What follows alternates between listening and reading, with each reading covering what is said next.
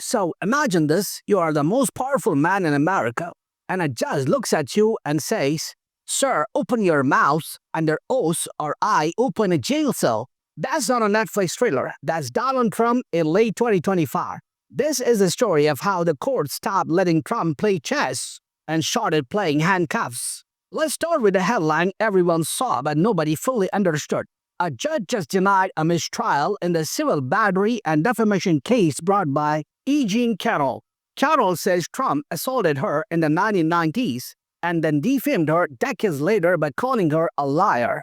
Trump says never happened, fake, witch hunt. Classic. Trump's lawyer, Joe Tacopina, asked for a mistrial, saying the judge was unfair, mischaracterized evidence, and shut down questioning. The judge responds with the legal equivalent of "nice try, sit down." Mistrial denied. And that's when Trump's real nightmare begins.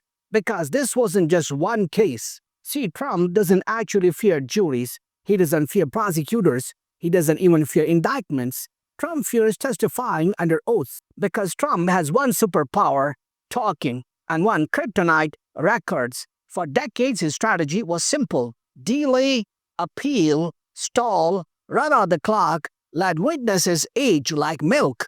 It worked every single time until October 2025. That's when judges across the country collectively said, "Nah, we are done." First domino, Arthur Engoron in New York. This is the same judge who already ruled Trump committed fraud by inflating property values. Now, Engoron wants damages and details. He orders Trump to testify under oath about Trump Tower, specifically why Trump claimed it was 30,000 square feet when it was actually 11,000. That's not creative accounting. That's real estate fan fiction. Trump's lawyers throw everything at the wall. He's busy campaigning, Fifth Amendment, too burdensome. Engoron responds, 72 hours, show up or I issue a contempt warrant. Translation, come talk or go sit in a cell until you do. No bail, no delays, just jail until compliance. Trump's legal team panics because this order is enforceable. Once one judge does it, others follow. November 2025, James Boasberg steps in. Different case, same energy. This one involves allegations Trump ignored court orders blocking deportations. Boasberg wants to know who authorized it, who ignored the judges. He gives Trump 48 hours to testify, and Boasberg doesn't mince words. He says defying court orders can lead to imprisonment and yes, U.S. Marshals. This is a federal judge openly saying, "I will arrest a sitting president if I have to." That's not normal. That's, "Sir, this is the Constitution." December 2025, third judge, third case. This time, Trump's financial relationship with Deutsche Bank. Prosecutors want to know how a man famous for bankruptcies kept getting massive loans. Trump tries executive privilege. The judge says that protects state secrets, not your banking receipts.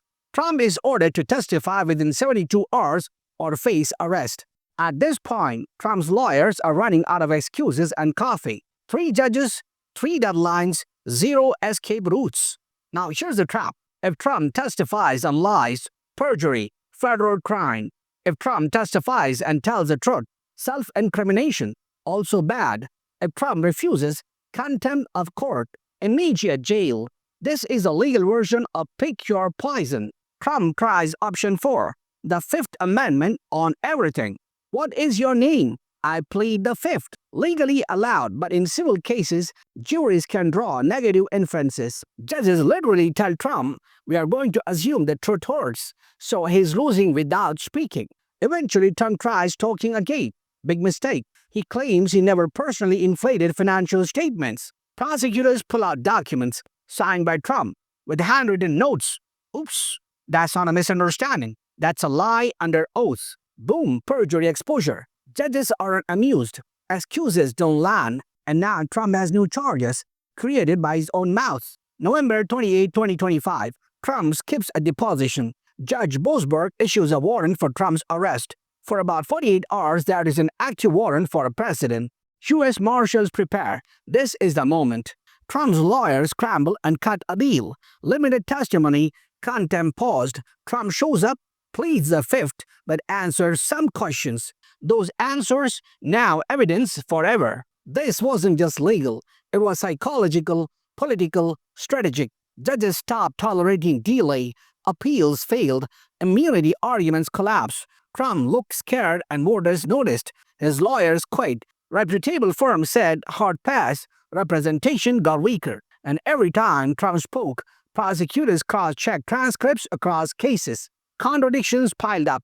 Charges multiplied. By January 2026, Trump wasn't buried by opponents, he was buried by his own testimony. This is why compelled testimony matters, because courts finally said, you don't get to run out the clock forever. Trump couldn't delay his way out, lie his way out, appeal his way out. He had to answer, and answering destroyed him. Justice wasn't fast, it wasn't clean, but it was relentless.